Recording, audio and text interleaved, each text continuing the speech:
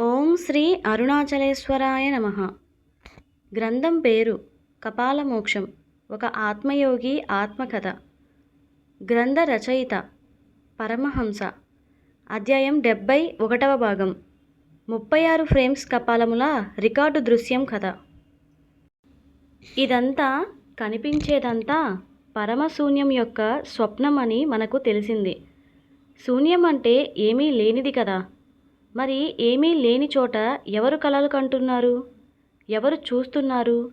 స్వప్నమైనప్పుడు ఎవరో ఒకరు ఏదో ఒక చోట నిద్రావస్థలో ఉండి కల కనాలి కదా. మరి ఎవరూ లేనప్పుడు, ఏదీ లేనప్పుడు, సర్వం లేనప్పుడు, సర్వం శూన్యమైనప్పుడు మన స్వప్న శరీరాల స్వప్న జీవ నాటకం అనే స్వప్నమును కల కనేది ఎవరు, చూసేది ఎవరు? అలాగే మన యోగ సాధన ఎందుకు పరిసమాప్తి కావటం లేదో తెలుసుకోవాలని, ఇందులో ఏదో తెలియని మర్మరహస్యం ఉన్నదని, అది ఏంటో తెలుసుకోవాలని నాకు అనిపించింది. నిజానికి మన బ్రహ్మరంధ్రం వద్ద వెలుగులు చిమ్ముతూ బ్రహ్మాండ చక్రం నిరంతరంగా తిరుగుతూ తనలోనికి రేణువులు లాంటి కాంతి శరీరాలను తీసుకుంటుందని మాకు స్వానుభవం అయ్యిందని మీకు తెలుసు కదా. అంటే ఈ బ్రహ్మాండ చక్రం నిరంతరంగా తిరుగుతూ ఉండటం వలన దీనికి ఉన్న అండపిండ బ్రహ్మాండంలోని ప్రతి పదార్థం, ప్రతి జీవి కూడా నిరంతరం తిరుగుతూనే ఉంటుంది. ఎందుకంటే నిరంతరం మనం కనిపించే భూమి తిరుగుతూ ఉంటుందని, అలాగే నవగ్రహాలు తిరుగుతూ ఉంటాయని మనకి తెలుసు కదా. ఇందులో ఇక్కడ తన చుట్టూ తాను తిరుగుతూ, లేదా తన చుట్టూ తాను తిరుగుతూ వేరే దాని చుట్టూ తిరగటం చేస్తూ ఉంటాయని జగమెరిగిన సత్యమే కదా. ఇక్కడ ఒక గమ్మత్తైన విషయం ఒకటి ఉంది.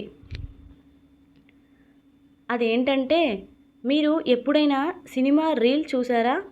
ప్రతి పనికి 24 ఫ్రేమ్స్ తీసుకుంటుంది. అంటే మీరు కొట్టే ప్రతి సీను సినిమాలో చూపించాలంటే 24 బొమ్మలు, దృశ్యాలు ఉండాలన్నమాట. ఒకేసారి వేగంగా ఈ 24 ఫ్రేమ్స్ కదులుతూ ఉండేసరికి కొట్టేసినట్లు కనపడుతుంది. నిజానికి అక్కడ కొట్టేది ఉండదు. 24 కానీ 24 బొమ్మలు కదలిక వలన నిజంగానే కొట్టుకుంటున్నారా అని అనిపిస్తుంది. ఇదే సిద్ధాంతమును మన బ్రహ్మాండ చక్రానికి పెట్టి చూస్తే అసలు విషయం ఏమిటో మీకు అర్థమవుతుంది. ప్రతి పనికి, సినిమాకి 24 ఫ్రేమ్స్ ఎలా ఉంటాయో ఈ చక్రానికి కూడా 36 ఫ్రేములు ఉంటాయి. ఈ 36 ఫ్రేమ్స్ 36 కపాలాలన్నమాట. ఈ విశ్వసృష్టిలో ప్రతి దానికి ఈ 36 తత్వాలు లేదా 36 కపాలాలు తప్పనిసరిగా ఉంటాయి అని గ్రహించండి.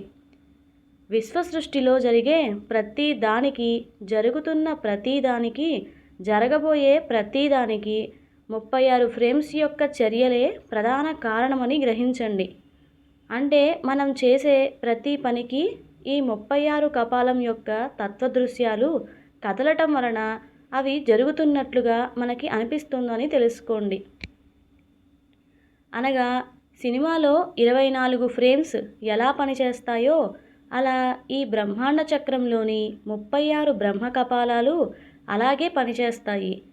ఈ 36 కపాలాలే 36 కోట్ల దృశ్యాలకి ప్రతీకలని గుర్తించండి. ఈ లెక్కన ప్రతి జీవికి తమ బ్రహ్మరంధ్రం నందు ఈ 36 కపాలాలు ఉండి వీటి దృశ్యాల అనుగుణంగా మన పంచశరీరాలు కదులుతున్నట్లుగా చేస్తున్నాయని ఈపాటికే గ్రహించి ఉంటారు కదా. ప్రతి జీవి తన 120 సంవత్సరాల జీవితకాలంలో 12,372,20,000 కర్మలు చేస్తాడని శాస్త్రవచనం. అనగా 36 కోట్ల దృశ్యాలలో 12 కోట్ల దృశ్యాలే ఇతను చూస్తాడన్నమాట.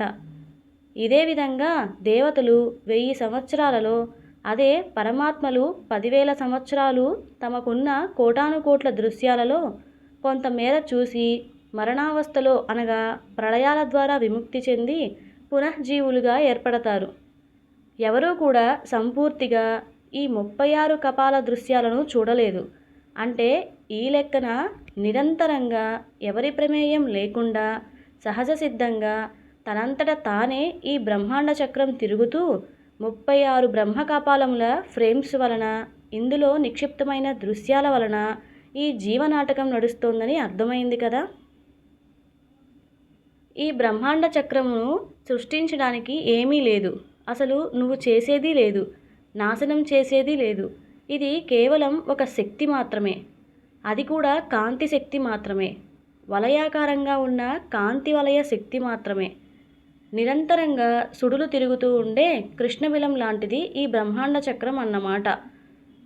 ఇది నిరంతరంగా తిరుగుతూ ఉండటం వలన ఇందులో ఉన్న 36 బ్రహ్మకపాలములు వివిధ రకాల దృశ్యాలను కలిగి ఉండుట వలన మనమంతా జీవించే ఉన్నామని, అంతా మనమే ఏదో చేస్తున్నామని, మనమే ఏదో పొందుతున్నామని, మనకి ఇంకా ఏదో కావాలని, మనమే ఏదో మాయలో ఉన్నామని, భ్రమాభ్రాంతులకి కారణం ఈ 36 కపాలములలో దృశ్యాలే కారణమని తెలిసి ఉంటుంది కదా.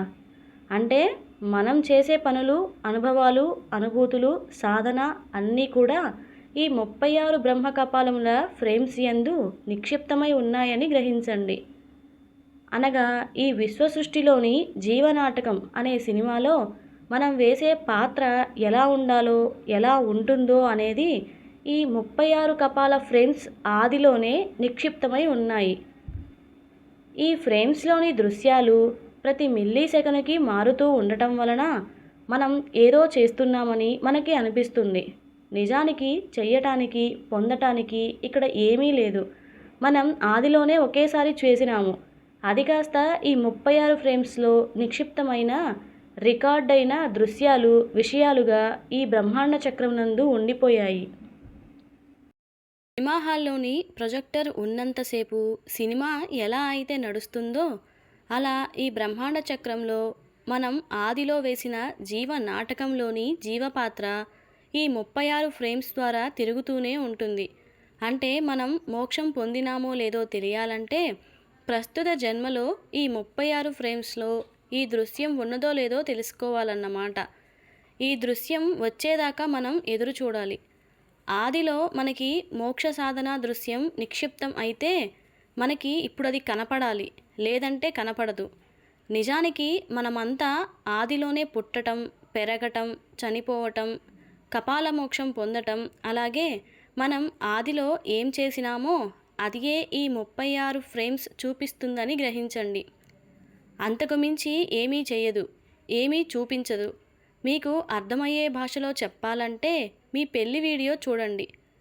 ఆ రోజు ఎవరైతే మీ పెళ్ళికి వచ్చినారు, ఏం చేసినారు, ఏం తిన్నారు, మీరు ఎలా ఉన్నారు, మీరు ఏం చేసినారు, అన్ని రకాల దృశ్యాలు ఎలా అయితే రికార్డ్ అవుతాయో అలా మీరు ఆదిలో మీరు చేసిన జీవపాత్ర కూడా 36 ఫ్రేమ్స్ను రికార్డ్ చేసినాయి. ఇప్పుడు మీరు కొన్ని సంవత్సరాల తరువాత మీ పెళ్లి వీడియో చూస్తే ఎలా ఉంటుంది? అందులో మీరు కొత్తగా మీకు పుట్టిన పిల్లకాయల ఈ వీడియోలో ఉండరు కదా. ఈ పెళ్లి వీడియోలో కొత్తగా పుట్టిన మీ పిల్లకాయలను మీ పిల్లకాయలకి కొత్తగా అమర్చలేం కదా.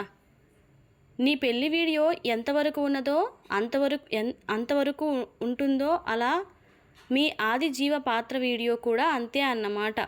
ఆదిలో మీరు అనుకుంటున్న కపాలమోక్షం సాధన పొందే దృశ్యాలు మీరు చేసి ఉంటే, అది పొంది ఉంటే ఆ వీడియో దృశ్యాలు ఈ బ్రహ్మాండం చక్రంలోని 36 కపాల ఫ్రేమ్స్ యందు నిక్షిప్తమై వాటిని చూపిస్తాయి. అంటే కొత్తగా వాటిని చేర్చదు. కేవలం ఈ జీవనాటకంలో నీ జీవపాత్ర ఏంటో, ఎలా ఉంటుందో, ఎలా ఉందో తెలుసుకోవటం యోగ సాధన అన్నమాట. అది కూడా సంపూర్తిగానే రికార్డ్ చేసి ఉన్నాయి. కానీ అందులో మనం సంపూర్తిగా మన పాత్ర చేసినామో లేదో తెలియాలన్నమాట. సినిమా పిచ్చివాడు సినిమాలు చూస్తాడు, సినిమాలు చేస్తాడు, సినిమాలు తీస్తాడు. అదే సృష్టి స్థితి లయలు అన్నమాట. ఇది ఎలా అయితే జరుగుతుందో అలా మీరు మీ ఆది హీరో పాత్ర కూడా త్రికర్మలలో ఈ ఒక కర్మ పాత్రకి తప్పనిసరిగా చేస్తారన్నమాట, చేసే ఉంటారు. సృష్టి అంటే మాయలో ఉన్నవారు, స్థితి అంటే మాయా సహిత మాయా రహిత కానీ మధ్య స్థితి, లయం అంటే మాయా రహిత స్థితి అన్నమాట. ఈ 3 పాత్రలలో ప్రతి జీవి ఏదో ఒక పాత్ర వేస్తాడు. మీరు ఆదిలో వేసిన పాత్ర యొక్క రికార్డు దృశ్యాలే ఇప్పుడు మనం కళల ద్వారా, అనుభవాల ద్వారా, అనుభూతుల ద్వారా, జాతకాల ద్వారా తెలుసుకున్న దృశ్యాలన్నమాట. ఒకసారి రికార్డ్ అయిన తరువాత ఇవి ఎప్పటికీ మారవని చెప్పటానికి మనకి రామాయణంలో ఒక కథనం కనిపిస్తుంది. అది ఏమిటంటే, కాకభుంసుడు అనే రాక్షసుడు కాలాతీత స్థితిని పొంది 11 సార్లు జరిగిన రామాయణమే చూడటం, అలాగే 22 సార్లు జరిగిన మహాభారతం చూసినట్లుగా చెప్పటం జరిగింది. అంటే ఈ లెక్కన చూస్తే సత్య, త్రేత, ద్వాపర యుగాలలో ఆదిలో ఏమైతే దృశ్యాలు రికార్డు అయినాయో అవే దృశ్యాలు జరిగిన 27 మహాయుగాలుగా మనం చూస్తున్నామని, అనగా రాబోవు యుగాలలో ఇవే దృశ్యాలు ఉంటాయని మనకి అర్థం అవుతుంది కదా. అనగా డైలీ సీరియల్ లాగా అన్నమాట. ఏ వారం ఏ సీరియల్ వస్తుందో అలా ప్రతి సెకనుకి ఏం దృశ్యం రావాలో ఈ 36 బ్రహ్మకపాలాలు ఫ్రేమ్స్లో నిక్షిప్తమై ఉన్నాయి అని ఈపాటికే మీరు గ్రహించి ఉంటారు కదా. ఒకసారి సినిమాలో నటిస్తే ఆ సినిమా ఎప్పుడు చూసినా అదే పాత్ర ఎలా అయితే ఉంటుందో అలా మన జీవపాత్ర కూడా ఈ విశ్వజీవ నాటకమునందు నిక్షిప్తమైంది.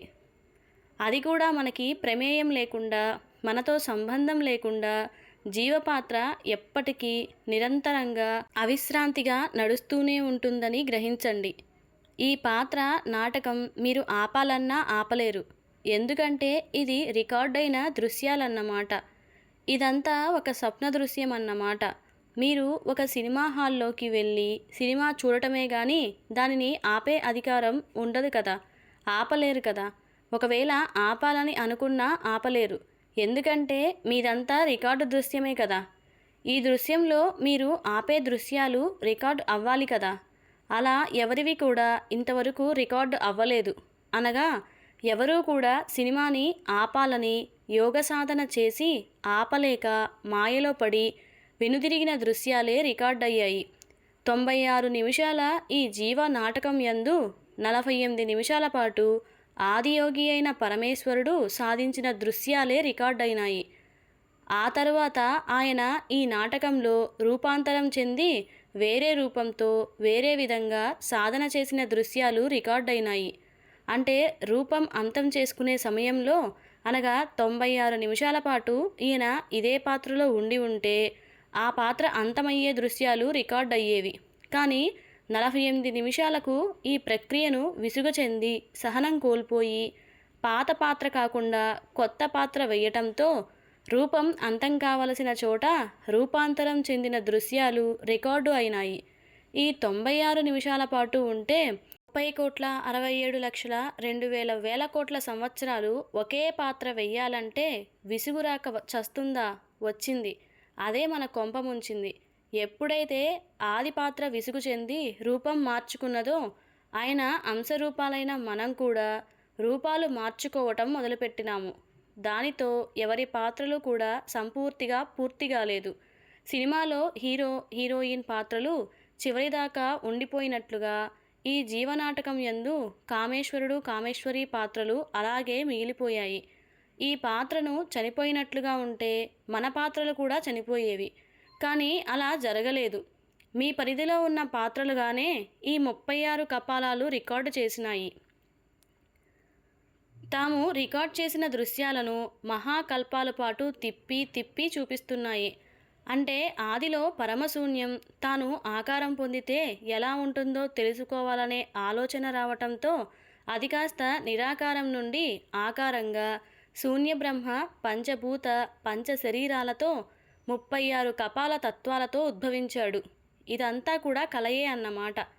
కలలో స్వప్న పాత్రగా స్వప్న శరీరంతో ఆది శూన్య బ్రహ్మ అయిన 36 కపాలధారి అయిన సదాశివమూర్తి ఉద్భవించాడని గ్రహించండి. దీనినే మనం ఈశ్వరుడు అని, భగవంతుడు అని, బ్రహ్మం అని, ఆత్మ అని, ఆది బ్రహ్మ కపాలం అని, ఆది యోగి అని, ఆది దేవుడని, ఆది గురువు అని, ఆది శక్తి అని ఇలా పలు రకాలుగా నామాలతో పిలవటం జరిగింది. ఆ తరువాత ఈయన కూడా తనలాంటి సహచరి కావాలని కలకనడంతో సాకార పరబ్రహ్మంగా ఆదిపరాశక్తి ఉద్భవించింది.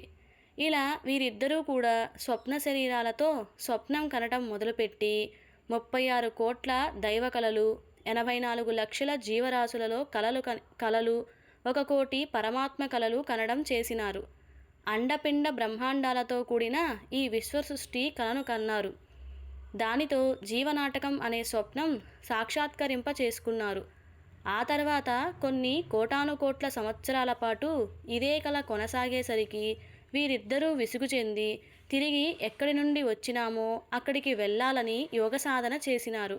కానీ సహనశక్తి దగ్గర ఆదియోగి ఆగిపోతే, ఆలోచనా శక్తి దగ్గర ఆదిపరాశక్తి ఆగిపోయి తమ స్వప్నాల నుండి, స్వప్న పాత్రల నుండి, అలాగే జీవనాటకం నుండి జీవన్ముక్తి పొందలేకపోయినారు. దానితో వీరిద్దరూ కలిసి రూపాంతరం చెంది మరొక అవతారాలుగా అవతరించి ఇదే స్వప్నజీవ నాటకం యందు పేర్లు మార్చుకొని అలాంటి పాత్రలు వేయటం ఆరంభించారు. అనగా ఆది విష్ణువు ఆది లక్ష్మిగాను, అలాగే ఆది బ్రహ్మ ఆది సరస్వతిగాను అన్నమాట.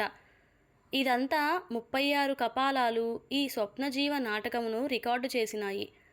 పంచభూతాలు కాస్త సినిమా తెరలుగా ఉపయోగపడ్డాయి. తిరిగే బ్రహ్మాండం చక్రం ప్రొజెక్టర్గా పనిచేయడం చేసింది. దానితో ఎవరి ప్రమేయం లేకుండా, ఎవరితోనూ సంబంధం లేకుండా తాను రికార్డు చేసిన జీవనాటక దృశ్యాలే, మహాకల్పాలే తిప్పి తిప్పి చూపిస్తున్నాయి.